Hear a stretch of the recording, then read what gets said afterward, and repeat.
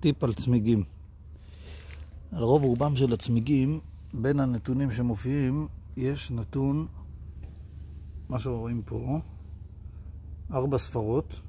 2 הספרות הראשונות, השמאליות, זה השבוע, ו2 הימניות זה השנה. זאת אומרת, תאריך הייצור של הצמיג הזה הוא השבוע ה-53 בשנת 2023. זאת אומרת, הצמיג הזה יוצר בדצמבר 23. יש אגדה שבעלי פנצ'ריות מאוד אוהבים בשביל למכור צמיגים, שצמיג בין 5 שנים הוא צמיג ישן שחייבים להחליף. עכשיו בואו נראה צמיג שהיה בימ"ח ולא ראה שמש ולא נסע הרבה זמן, ונראה מה המצב שלו. הצמיג הזה אומנם הוא קצת שחוק, אבל עדיין יש לו מספיק בשר, יש לו קוביות גבוהות.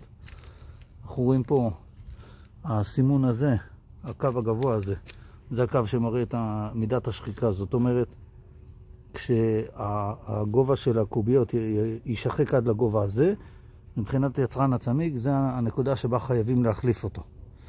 אוקיי, ובואו נראה את הצמיג עצמו. הלכלוך לא מעניין. המצב של הצמיג הוא טוב. הצמיג לא יבש, אין לו שום בעיה.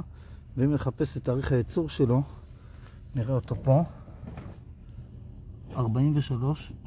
זאת אומרת, הצמיג הזה יוצר בשנת 2013, הוא בין יותר מ10 שנים. הצמיג הזה עוד מעט חוגג בת מצווה, והוא נראה ממש בסדר גמור. אין שום סיבה להחליף אותו בגלל הגיל שלו.